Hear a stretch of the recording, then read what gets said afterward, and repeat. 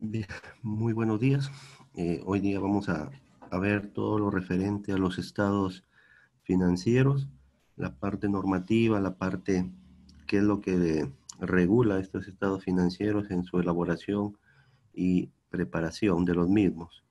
Para ello vamos a iniciar con un pequeño análisis, ¿no? De que estos estados financieros justamente son son, son todos los informes por los cuales las empresas pueden tomar decisiones. Sin ellos les sería un poco difícil poder tener con claridad cómo está el desenvolvimiento de su propia empresa, ¿no? Debido a que estos estados financieros nos van a arrojar cuál es el movimiento económico, cuáles son los resultados que se obtiene, cómo está el flujo de caja o el flujo de efectivo, ¿no? Así como también el tema del patrimonio, cuál ha sido la rentabilidad obtenida. Entonces, como vemos, estos estados financieros nos arrojan importante información para poder tomar decisiones correctas. Quien les habla es el contador público colegiado Anderson Requejo Cueva y vamos a dar inicio a la sesión con relación a los estados financieros. Dentro del contenido temático que tenemos preparado para la mañana de hoy, está todo lo referente a lo que es conceptos, el marco normativo, lo que le decía, ¿no? En base a qué se fundamentan la elaboración y preparación de estados financieros, la definición propiamente de estos y poder analizar a profundidad cuáles son estos estados financieros. Como vemos ahí, tenemos el estado de situación financiera, o también antes llamado balance general. Seguramente en alguna bibliografía vamos a encontrarlo aún con esos términos, pero este cambio se dio a través de justamente a la innovación que se viene dando en función a las normas internacionales de información financiera, ¿no? Es una actualización del nombre, pero más no en el contenido porque sigue manteniendo las mismas variables o los mismos elementos. El estado de resultados también que ha tenido una variación en su denominación, antes denominado estado de pérdidas y ganancias, pero que hoy en día ya se lo conoce como estado de resultados. Bueno, y el estado de cambio y patrimonio neto que se mantiene al igual que el estado de flujos de efectivo. Entonces, todos estos cuatro estados financieros conforman los estados financieros básicos y que toda empresa debería preparar, debería elaborarlos para que pueda tomar decisiones mucho más acertadas.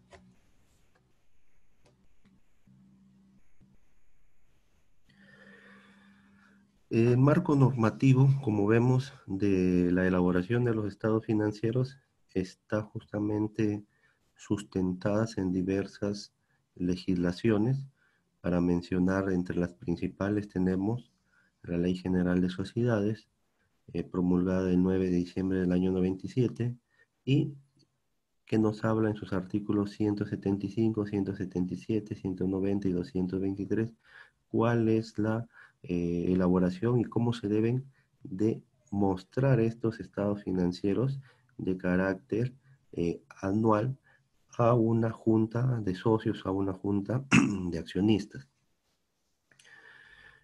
Vale recordar que la Ley General de Sociedades está en la ley número 26887.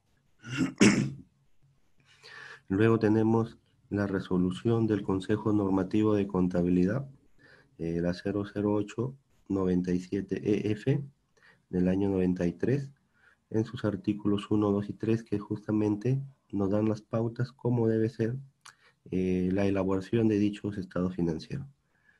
También la Ley de Promoción del Mercado de Valores, número 3050, 30.050, del año 2013, ¿no? Y así vamos a encontrar también diversas resoluciones normativas, como la ley penal tributaria también, ¿no? Entonces, todo esto ha permitido que la elaboración de los estados financieros tenga un sustento, un fundamento de carácter estrictamente legal, ¿no?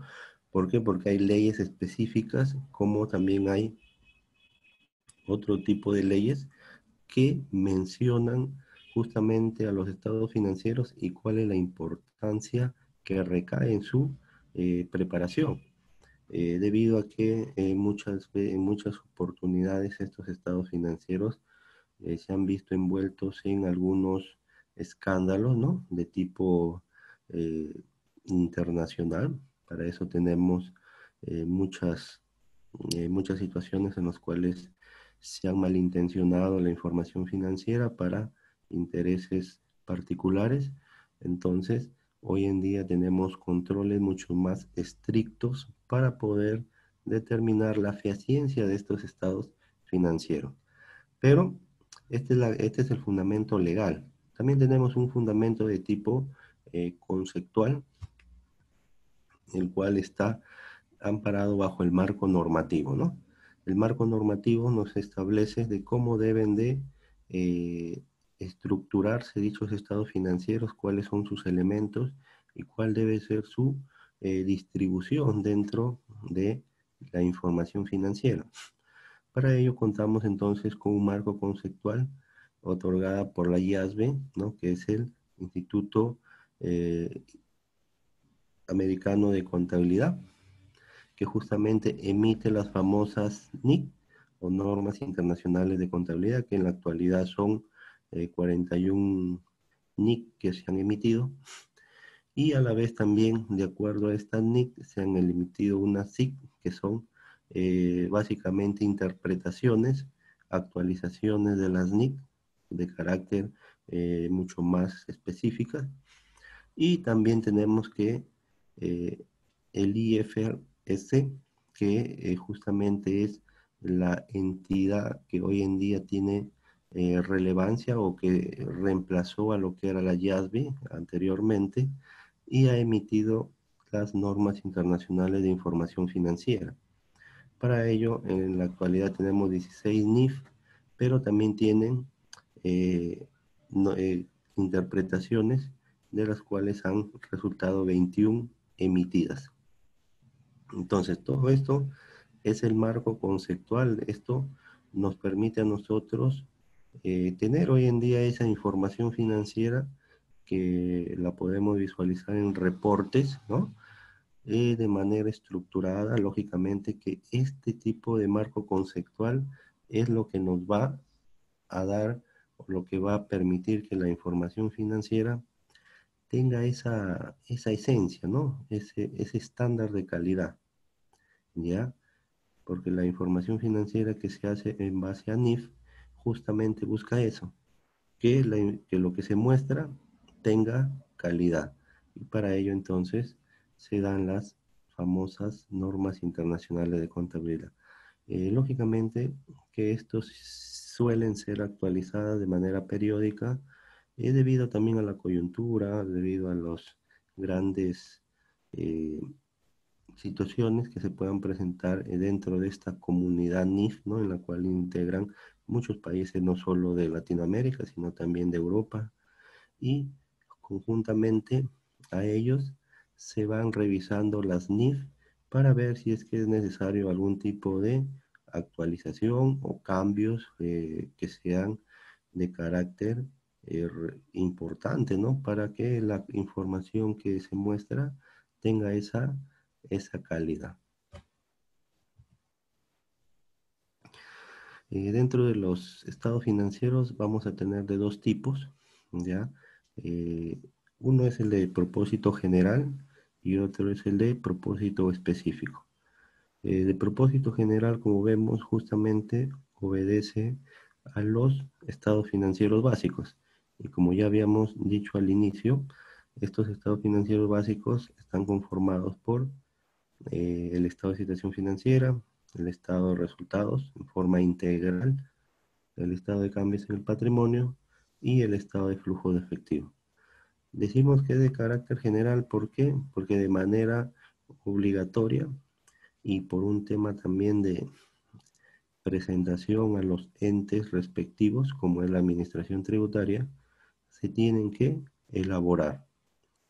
Justamente en estos meses o en esta semana que viene próxima, ya empiezan a vencer la declaración de la renta anual, ¿no? Y justamente para cumplir con dicho requerimiento de la Administración Tributaria, se tienen que presentar los estados financieros del periodo concluido anteriormente, que para este caso es el año 2019. Y cuando hablamos de propósito específico, nos referimos que no solamente son esos estados financieros básicos, sino también los estados financieros consolidados, ¿no? Si manejo una serie de sucursales, entonces voy a tener que consolidar toda la información para poder determinar el verdadero resultado. También hay estados financieros proyectados, y es que hubiera algún tipo de inversión, un proyecto de inversión, entonces cómo poder proyectarme en el tiempo y determinar si es la viabilidad del proyecto me otorga la rentabilidad esperada. Bueno, si lo queremos ver desde el punto de vista ya eh, de la contabilidad gerencial, para eso necesitamos los costos, ¿no? Y el estado de costo de producción es una herramienta esencial en dicha toma de decisiones. Como tenemos estados financieros intermedios o estado financiero de liquidación, cuando las empresas prácticamente ya no quieren seguir operando sus actividades, por lo tanto deciden liquidar la empresa. Lógicamente que para poder entrar a un proceso de liquidación tiene que cumplirse con ciertas condiciones para poder acceder a todo ello, ¿no? Entonces el proceso de liquidación tiene también todo un procedimiento, una etapa que tiene que ir poco a poco cumpliéndolas para que al final se cumpla con el objetivo que es la extinción definitiva de la empresa. Y otros de carácter ya específicos que por la propia necesidad de información se requiera por los accionistas o los directivos de la organización. Pero ¿cuáles serán estos objetivos, no? ¿Qué es lo que buscan los estados financieros con su elaboración? Como vemos, podemos mencionar 5 objetivos fundamentales de los estados financieros. El primero, como ya hemos dicho, es dar a conocer a los usuarios la situación financiera y económica de una empresa. Esto es fundamental. ¿Por qué? Porque yo a partir de ahí yo ya sabré qué es lo que tengo, qué deudas he contraído durante ese periodo, ¿no es cierto? Y cuánto son mis resultados, ¿no? Cuánto podré yo disfrutar o en todo caso disponer de lo obtenido. También permite medir la gestión de los directivos y administradores.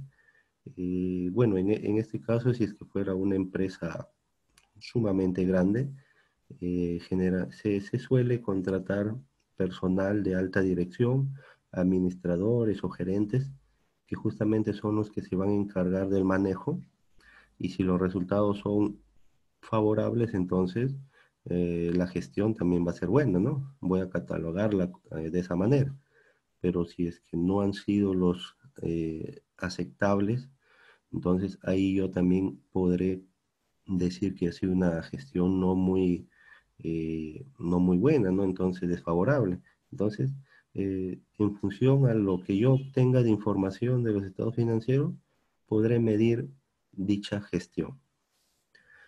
También medir la capacidad de solvencia y liquidez, ¿no? Que algunas veces se suele confundir estos términos, ¿no?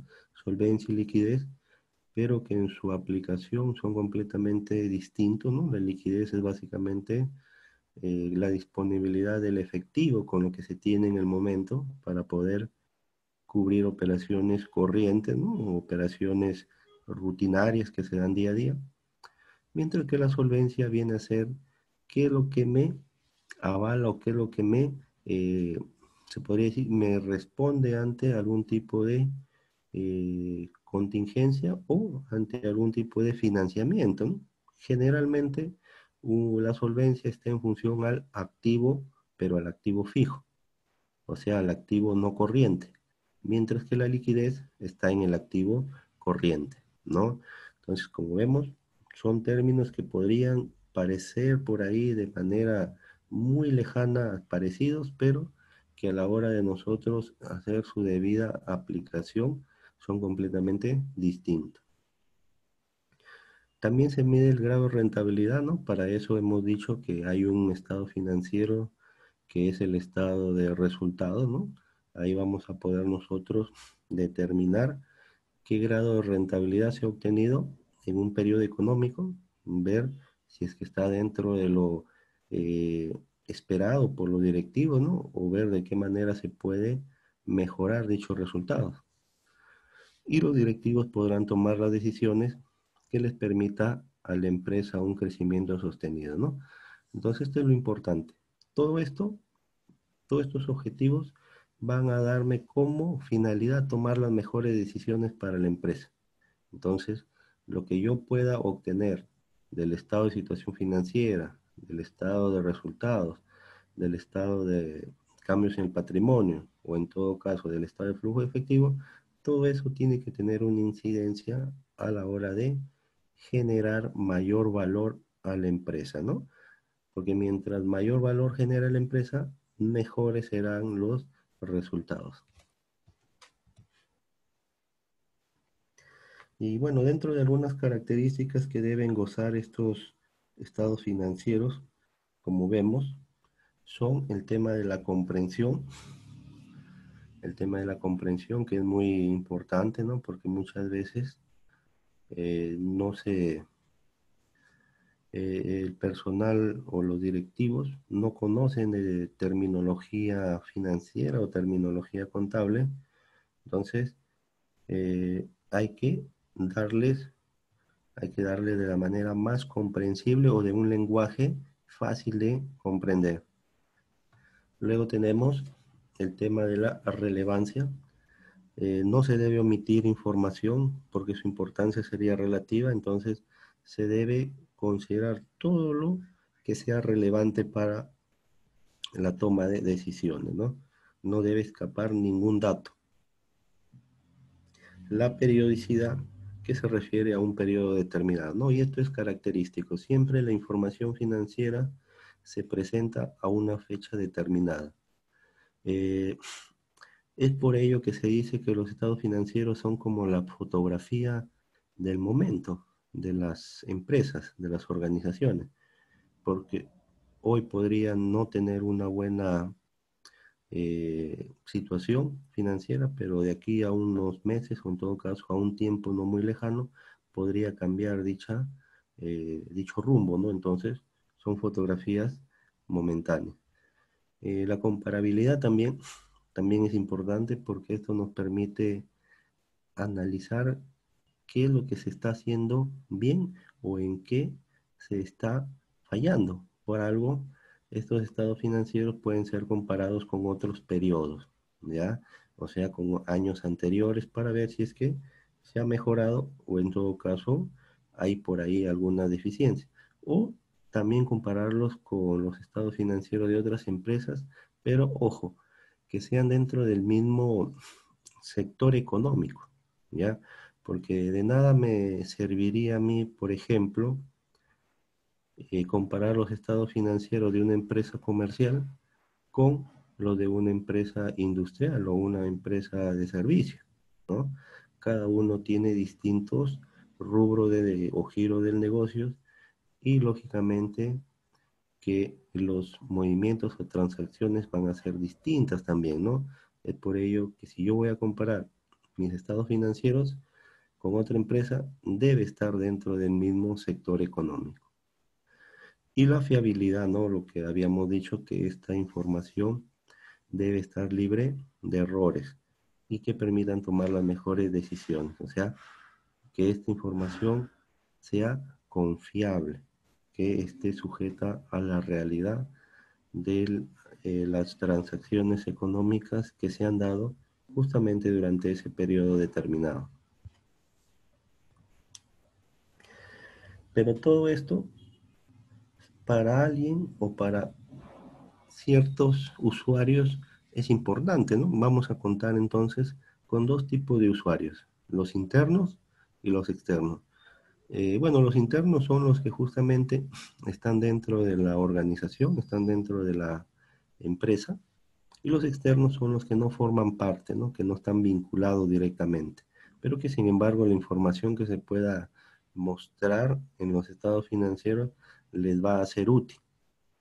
Entonces, por ejemplo, dentro de los usuarios internos tenemos a los socios, accionistas o propietarios, así se les denomina, al directorio, a la gerencia general, a la gerencia financiera y a los mismos trabajadores, ¿no? Como vemos ahí, este es el grupo de usuarios internos de la información. ¿Y por qué decimos usuarios internos?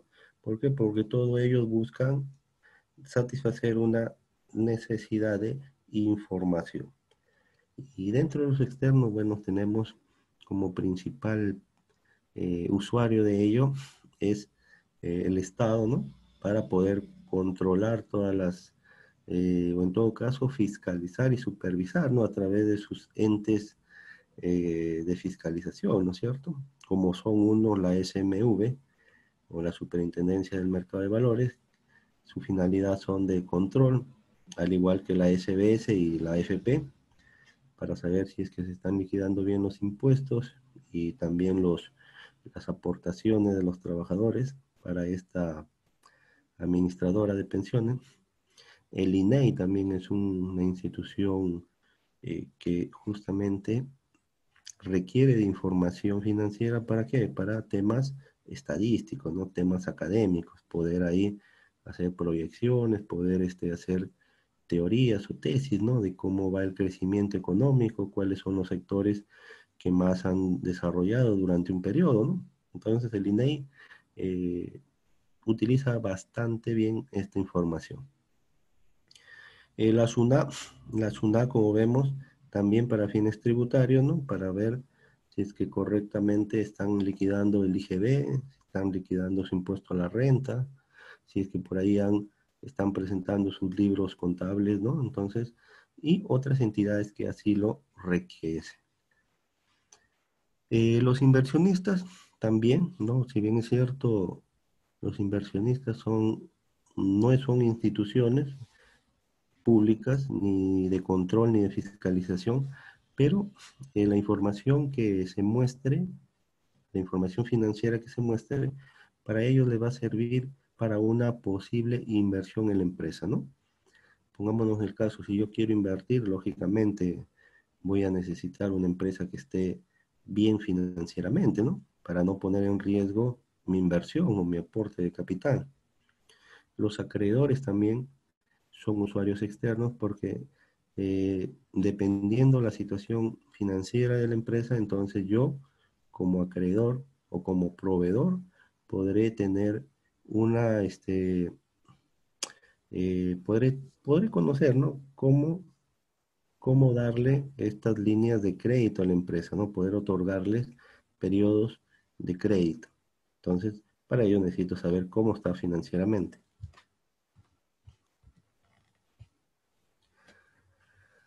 Y bien, los componentes de los estados financieros, como habíamos dicho anteriormente, son cuatro.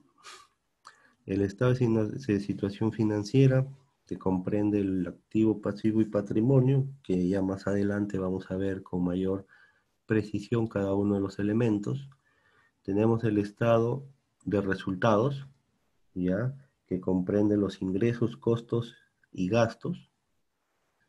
También tenemos el estado de cuentas o el estado de cambios en patrimonio, que acá se ven las variaciones en las cuentas patrimoniales.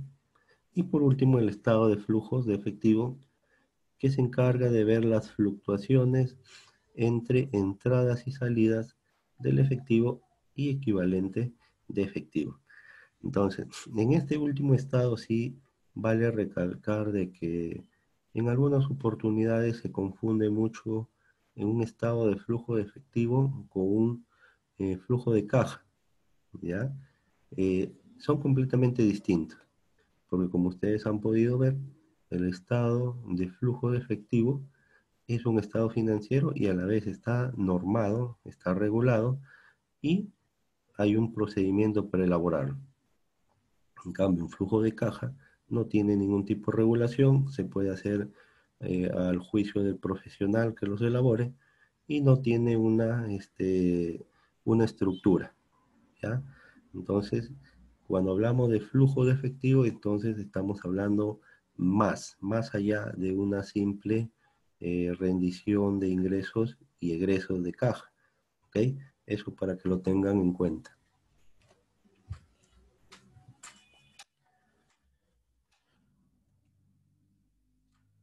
Bien, el primer estado financiero, como vemos, es el de situación financiera. ¿Y qué es lo que nos refleja ese estado financiero? Básicamente dos cosas: la situación económica y financiera de una empresa en un periodo o en un momento determinado, ¿no? Para ello, se hace a través de tres elementos o tres componentes, ¿ya? Uno es el activo, otro es el pasivo y tres es el patrimonio neto.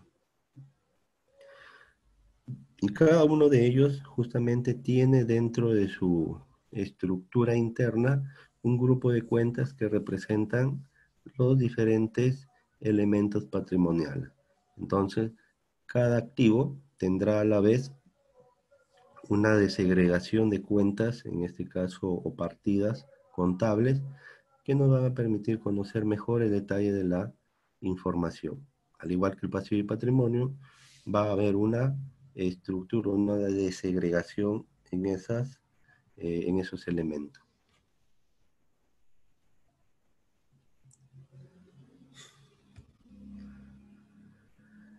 Cuando hablamos de todos los bienes y derechos que posee o que tiene la empresa, nos referimos, nos referimos justamente a los activos, ¿no? A los activos. A los activos, que es justamente todo lo que posee la empresa, la organización.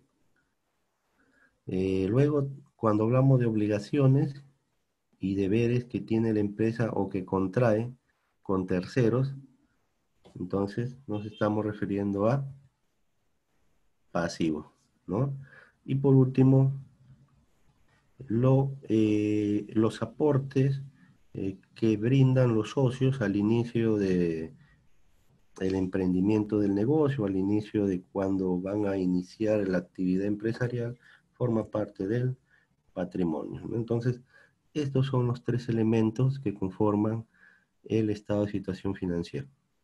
Por un lado, activo, que es el que tiene la empresa; el pasivo, que es casi lo contrario, ¿no? Que son las obligaciones y deberes que la empresa posee, pero con terceros; y el patrimonio, que es el capital aportado por los socios.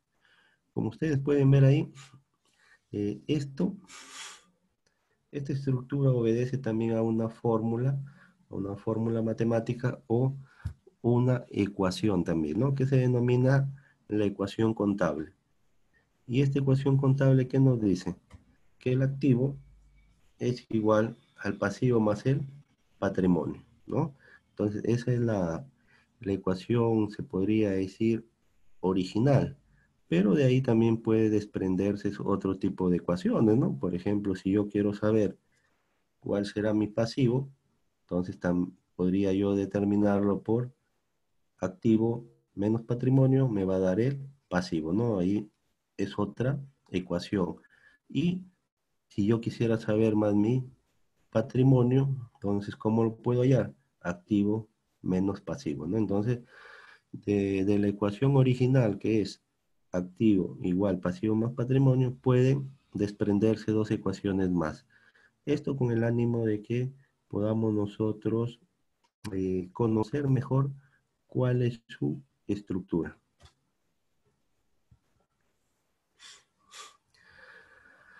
Entonces, activos, como vemos ahí, que habíamos dicho, es todo lo que posee la empresa.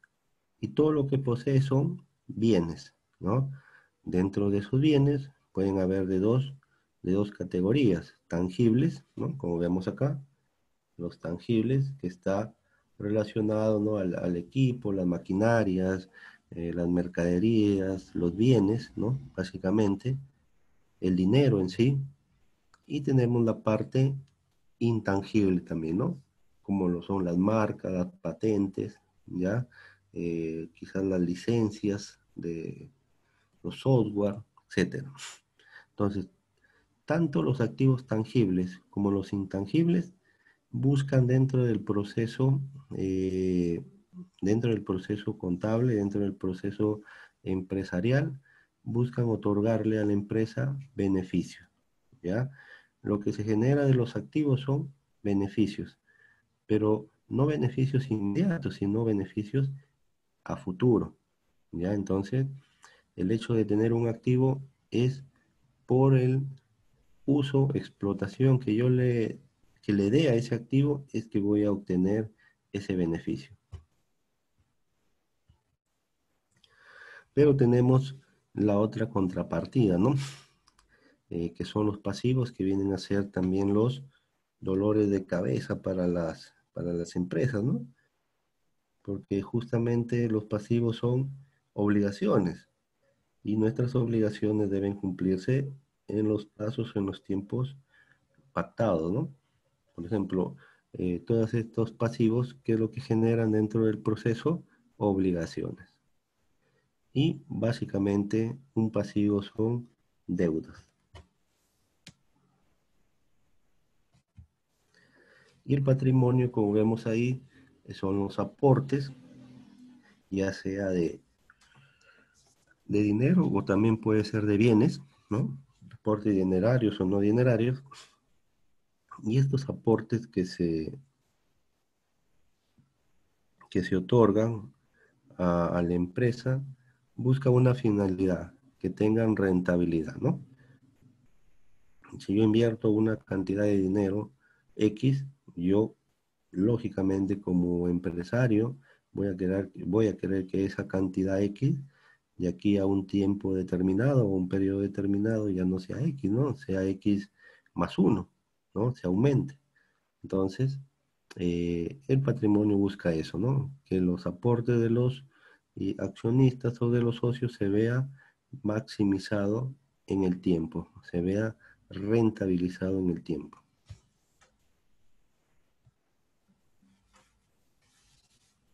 Como vemos ahí es la estructura de acuerdo a la NIC número 1, de acuerdo al manual de preparación de la información financiera, que es lo que nos dice. Básicamente tenemos dos tipos de datos. La primera que está en función a la información propia de la empresa, ¿no? Como es el nombre de la organización, el nombre del estado y la fecha a que se ha elaborado dicha información. Esto se denomina los datos de encabezado o datos de cabecera, ¿no? ¿Por qué? Porque van arriba, en la parte superior. Luego viene ya la parte que corresponde al contenido. Y ese contenido está estructurado de esta manera, ¿no? El activo, conformado a la vez por dos elementos, que es el activo corriente y activo no corriente. El pasivo de igual manera, pasivos corrientes y pasivo a largo plazo. Y por último, el patrimonio.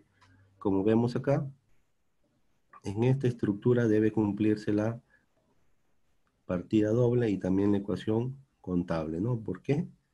Porque todo lo que esté en el activo, como vemos ahí, todo lo que me sume el activo debe ser igual a la suma del pasivo más el patrimonio. Entonces, yo obteniendo esa información, yo podré recién decir que mi estado financiero está correctamente elaborado.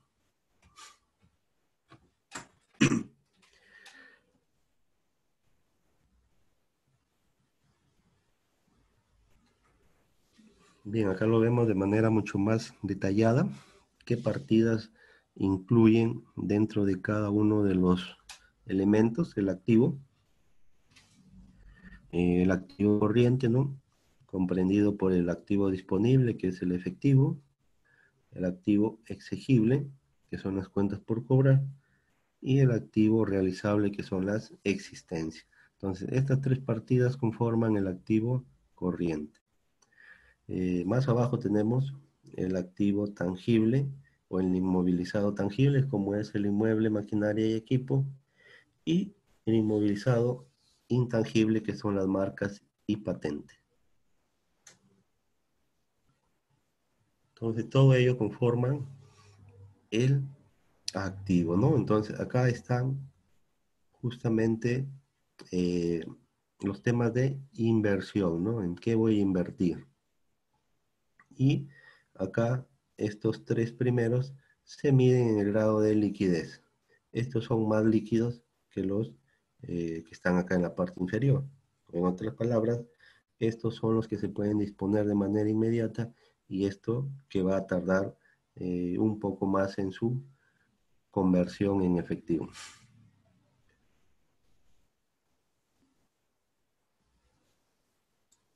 El pasivo, de igual manera, vemos que ahí comprende los pasivos corrientes, que son los pasivos a corto plazo, y los no corrientes, que son a largo plazo. Dentro de estos largo plazo podemos encontrar las deudas financieras, la deuda bancaria. Y el patrimonio que son la participación de capital que se tiene de los propietarios o también participación de capital adicional que se haya podido obtener de algunos instrumentos financieros. Y por último tenemos en la partida que es resultados acumulados, que acá muestra el resultado obtenido del periodo, que no necesariamente van a ser utilidades, ¿no? Puede ser pérdidas. Un resultado es bueno o es malo, pero al fin y al cabo es un resultado.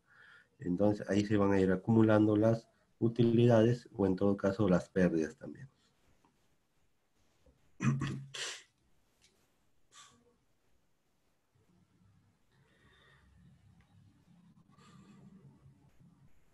Ahí lo vemos, la estructura del activo que está de acuerdo al criterio de liquidez decreciente, que quiere decir que van a ir en la parte superior los activos más líquidos y o que pueden hacerse líquidos en el menor tiempo y los que van a tardar más o los que van a tardar un tiempo prolongado de hacerse líquidos están en la parte inferior. Ya entonces, esta distribución está en función al criterio de liquidez decreciente, ¿ya? O sea, de mayor liquidez a menor liquidez.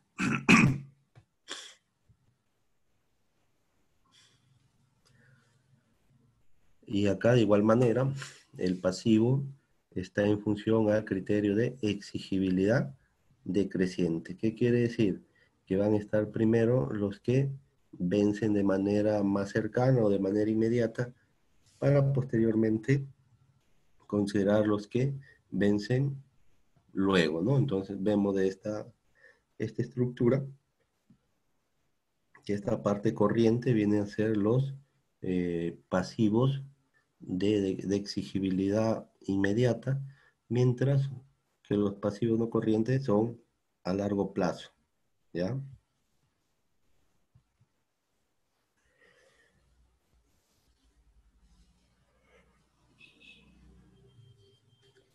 Y el patrimonio está de acuerdo al criterio de restricción decreciente. El patrimonio neto adopta la siguiente estructura, ¿no?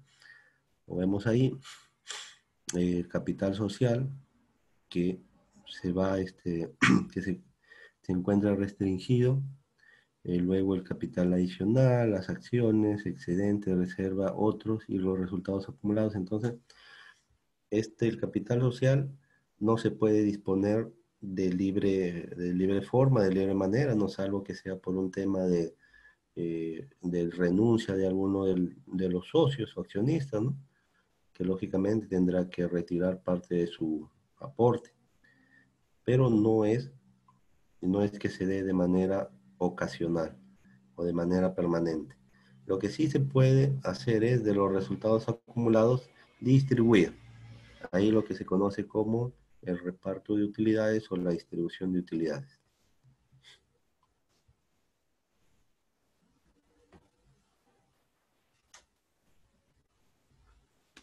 Ahí lo vemos en forma gráfica, ¿no? Como vemos ahí, un poco más, más detallado, cumpliendo todos los requisitos que exige la SMV para la presentación de estos estados financieros. Acá tenemos la parte corriente del activo y la parte no corriente del mismo, y al final que suma a ambos 505, ¿correcto? Para el pasivo corriente de la misma manera, tenemos que suma 345. Esto más el patrimonio, todo el patrimonio que tenemos en este caso, que es 160, nos va a dar los 505, ¿no? Suma de pasivo más patrimonio.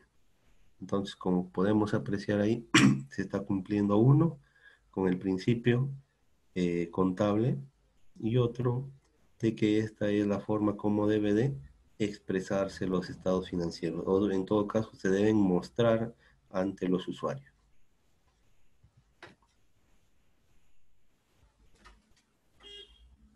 Y ahí también lo tenemos.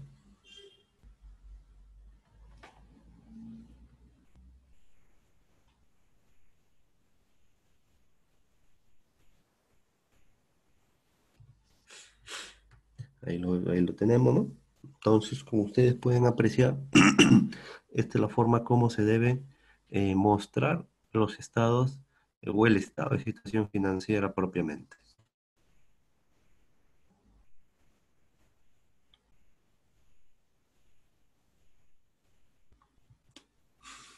Eh, Así, a continuación tenemos el siguiente estado financiero que es el estado de resultados, ¿no?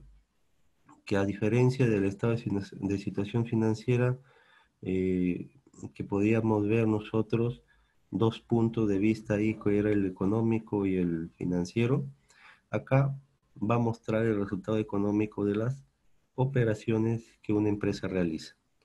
En otras palabras, es el resumen de los ingresos y gastos de la compañía en un periodo contable determinado, que normalmente es un trimestre o un año, ¿no? O un semestre también, ¿no? O un cuatrimestre, pero siempre es un periodo determinado.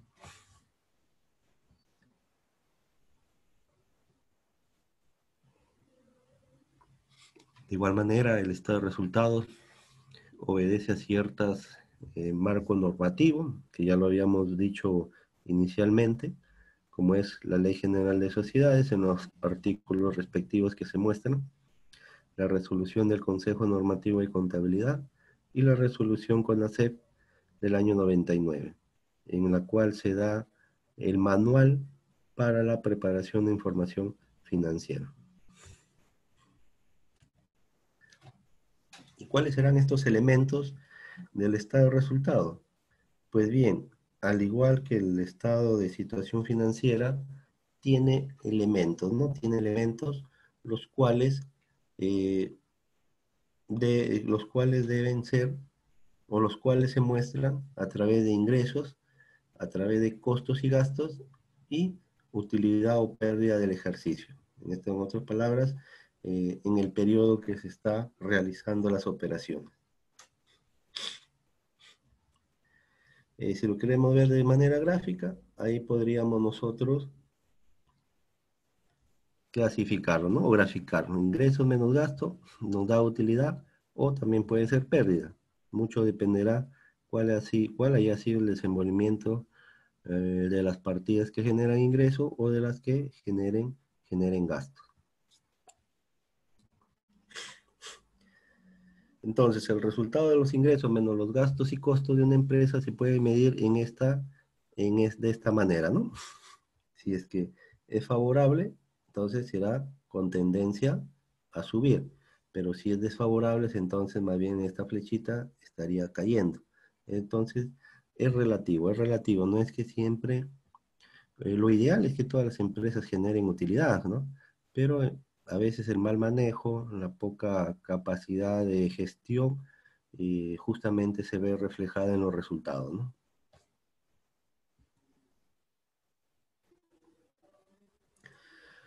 Dentro de los elementos que conforman el estado de resultado, existe un plan contable o un plan de cuentas, ¿no?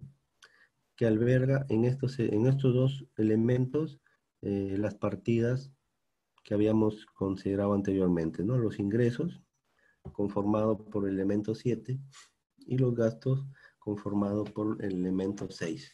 ¿Ya? Entonces ahí están todos los ingresos habidos y por haber que puede generar una empresa, así como los costos y gastos que genera una empresa. Lo único que hay que hacer es, con un buen criterio, de acuerdo a la naturaleza del gasto, poder asignarlo donde corresponda, ¿no?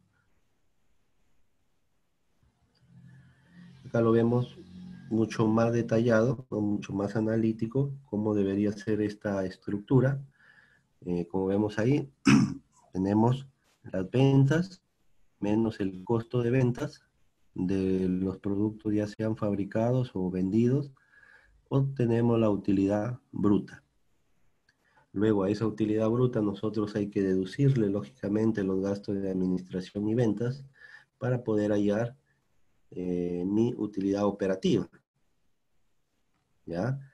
Y si yo quisiera ya determinar mi utilidad antes de impuestos y participaciones, tendría que deducirle otros gastos financieros y excepcionales, como también otros ingresos que se puedan generar, ¿no? Entonces, ahí yo con ello voy a obtener mi utilidad antes de impuestos. ¿Para qué?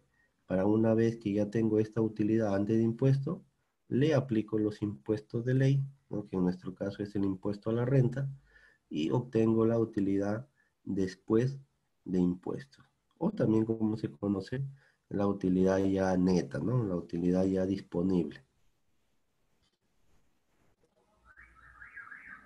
Ahí lo vemos en forma ya con datos, ¿no?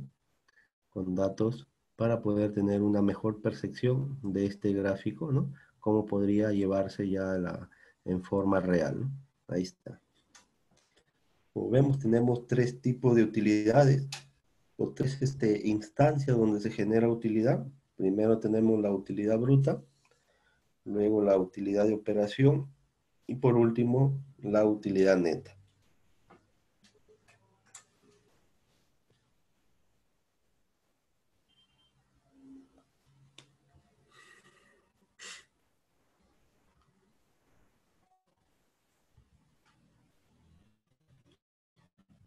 Otro estado financiero que también es importante y que lo habíamos mencionado es el estado de cambio de patrimonio neto. ¿Qué es lo que busca satisfacer este financiero? Va a mostrar, como vemos ahí, las variaciones en las cuentas patrimoniales en un periodo contable, ¿no? En un periodo determinado contable. También es importante, puesto que las variaciones presentadas en las cuentas patrimoniales van a ayudar a la toma de decisiones, cómo poder hacer la distribución de utilidades, por ahí eh, un aumento de capital, o en todo caso disponer de las reservas para su capitalización, entre otros, ¿no? Entonces, como vemos, a cada estado financiero brinda una información y lógicamente que para los usuarios, si tienen algún tipo eh, de necesidad de la misma, entonces, ¿qué es lo que van a hacer? Tomarán los informes que correspondan a dicha decisión, ¿no? Si eh, yo quiero saber cuánto corresponde distribuir utilidades, entonces tendré que revisar o verificar mi estado de cambios en el patrimonio neto, ¿no? Para saber cómo va a ser la fluctuación de dicha partida contable. O mucho más aún, si yo quiero aumentar mi capital, ¿no? Porque quizás el que se aportó resultó ser insuficiente, entonces necesito hacer una inyección de capital, un aumento de capital. Para eso también tendré que sustentarlo en el estado de cambios en el patrimonio neto. Entonces, ¿cómo se muestran estos cambios? Básicamente se dan a través de transacciones que son los mismos, ¿no? Los cambios. Por ejemplo, si los activos aumentan o disminuyen, entonces va a tener una incidencia en el patrimonio. Al igual que los pasivos, si es que aumentan o disminuyen, también tendrán una incidencia en el patrimonio.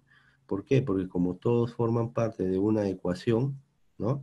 Y la ecuación es activo igual pasivo más patrimonio, es lógico que si hay una, una variación en cualquiera de estas dos primeras partidas, la tercera, o sea, el patrimonio, se vea afectada también, ¿ya?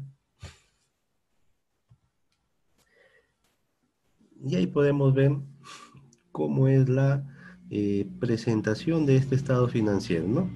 Que como habíamos dicho, no es muy usual que se elabore, no es muy común que las empresas hagan el estado de cambios en el patrimonio neto, debido a que la administración tributaria tampoco lo exige, ¿no? Tampoco lo solicita, pero para fines básicamente de decisiones internas, ¿no? Ahí sí, eso es de manera obligatoria, ¿no? Saber o conocer, mientras mejor se pueda tener información de todo lo a la empresa, entonces mucho más fácil van a ser mis decisiones que se tomen.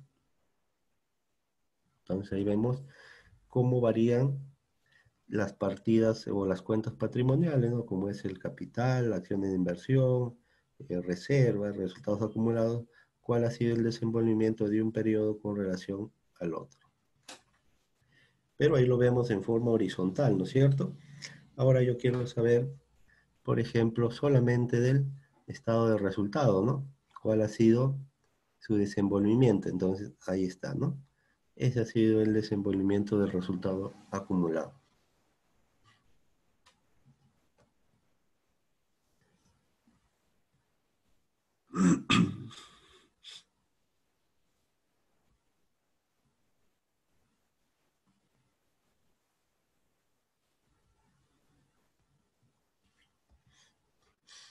El estado de flujo de efectivo, que es el cuarto estado financiero, como vemos, también tiene una información que va a brindar, que en este caso informa sobre el origen y utilización de los activos monetarios en un determinado periodo de tiempo.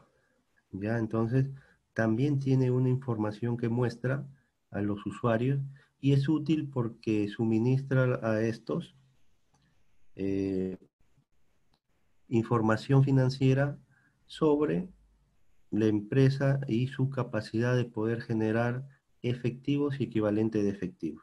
Y entonces cada uno de los estados eh, financieros muestra algo, o sea, satisface una necesidad. Ahora, para poder yo determinar estos movimientos, se hace a través de actividades.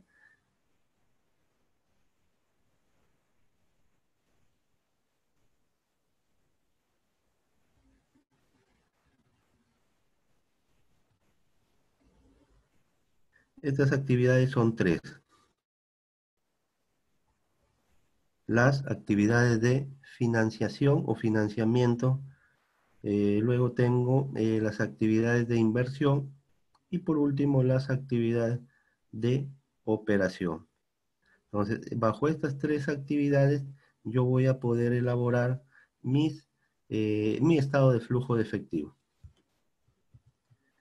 Entonces, ¿cómo yo puedo determinar ello? Para eso, siempre se ha dado que yo puedo determinar la rentabilidad a través del estado de resultados y la liquidez a través del estado de flujo de efectivo. Entonces, yo siempre voy a necesitar esta información. Uno, para poder saber cuánto de mi inversión ha sido rentabilizada. Lógicamente que eso será en función de la utilidad o pérdida obtenida.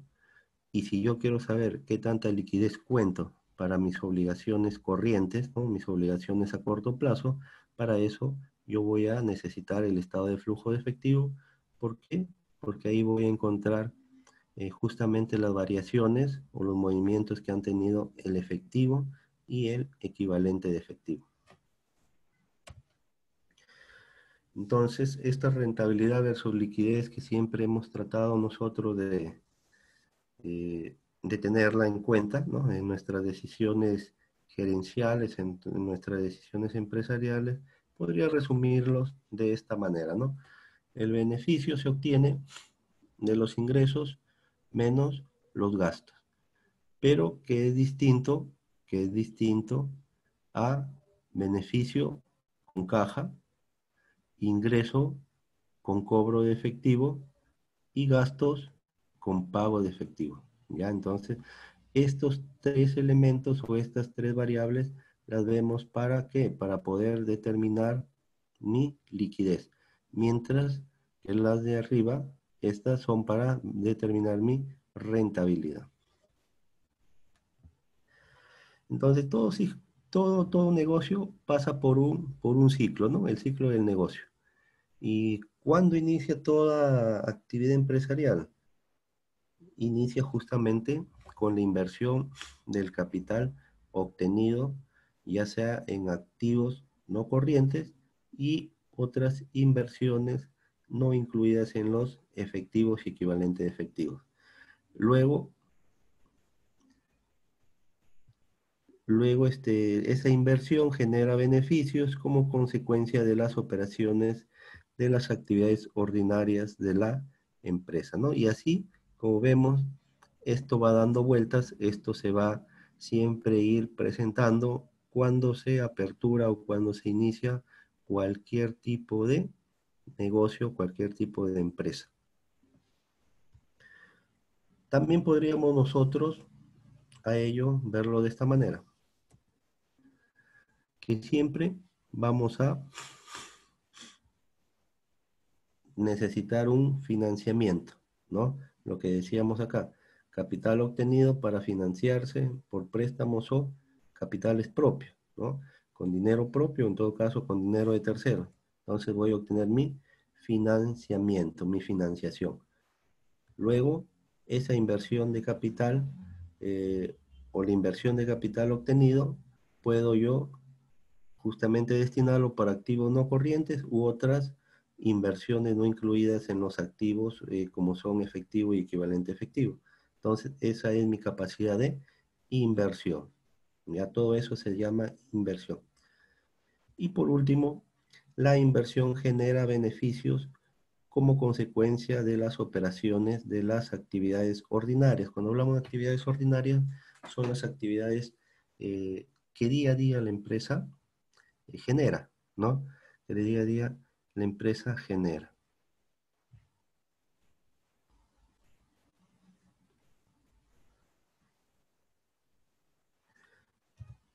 Y se muestra ahí las actividades de operación. Ya, entonces, esas actividades de operación van a ser producto, van a ser producto de todo esto, ¿no? Que de los beneficios obtenidos de la inversión. Pero para que haya inversión, primero tuvo que haber un financiamiento. Entonces, con ello podemos nosotros justamente encontrar todo este círculo o todo este aparato del flujo del dinero, cómo da vueltas o cómo se puede ir generando de un periodo tras otro. ¿Ok?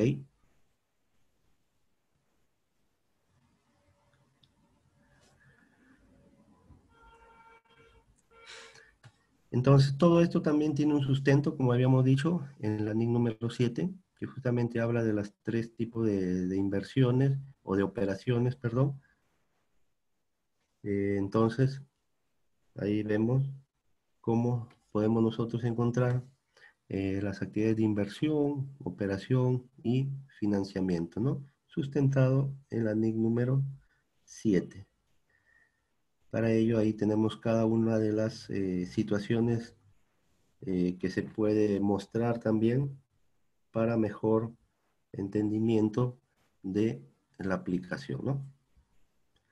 Y ahí lo tenemos que podemos nosotros encontrar dos métodos también, dos métodos de presentación de esta información. Lógicamente, para ello podemos hacerlo de manera práctica.